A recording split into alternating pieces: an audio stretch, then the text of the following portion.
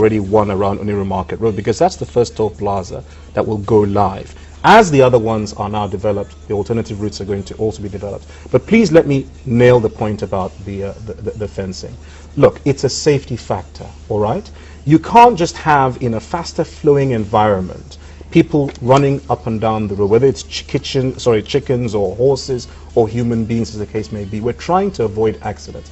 An example I often use, because there's a number of schools in the area. Picture that young kid who kicks his or her ball, it goes out the playground, it ends up in the road. That child runs out there, tries to pick it up.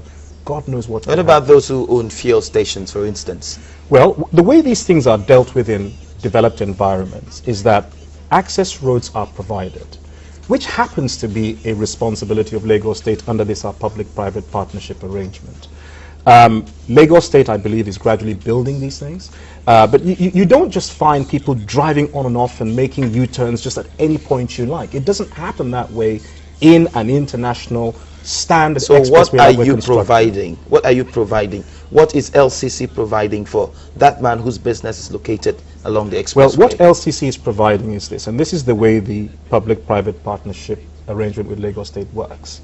We are providing defined entry and exit points at safe locations, which will then be joined into the wider access road network that is being constructed by the state. That's what we're doing. That is what we are obliged to do, okay? And in fact, even though Lagos State asked us to go and just shut down, they've given an order, we can shut down all the accesses. This is now, I think, from the 7th of April that was asked. We've taken some out, but where we're seeing the people are being landlocked, for example, we've actually allowed more time because we are considerate. And we're working, for example, with various ministries in the state so that they can bring these access roads where they are needed. Okay. From everything that you've said, we are looking at what you are offering and what you are giving back. Sure. Now, in terms of, is it just for you to because you started the project and already you're building the toll gates and the roads are not even visible. Why is that so? Okay. Well, again, that's a very simple thing.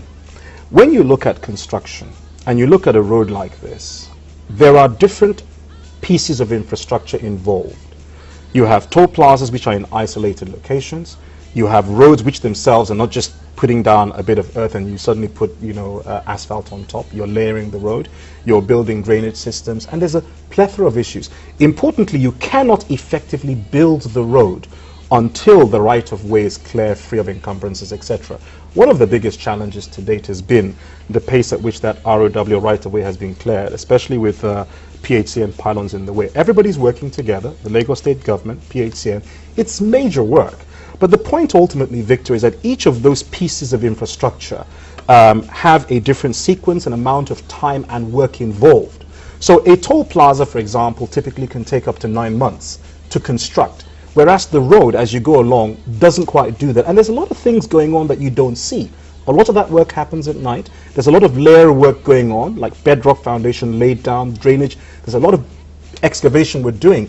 Dealing with drainage problems, I would add, are way outside our area. But we know, take for example, a lot of the sand filling that's gone on some parts of the axis has blocked up the drainage outfalls. And that's why some of the villages around here are being flooded. We've taken it upon ourselves, we're working with the state, but we're helping to do those things. All right, finally, what is the time frame of this work, what you've started? Sure. When are you supposed to conclude this job? Okay, we continue to aim to finish, and when I say finish, this is to Lekki Beach Junction. That's roughly 50 kilometers from the starting point of Falamo Bridge Loop.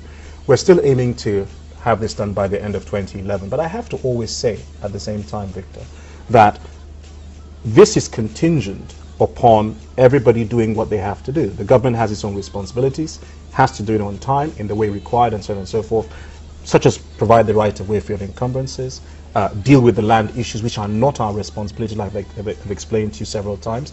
Even the governor has also confirmed that. As those things are done and the right of way is given to us without the encumbrances, then we can move with faster speed. But we still believe we can get there by end 20. Thank you very much for Victor, coming. thank you very much indeed. And this is where we conclude Head to Head this edition. My name is Victor Ayara. Thank you for watching. Bye-bye.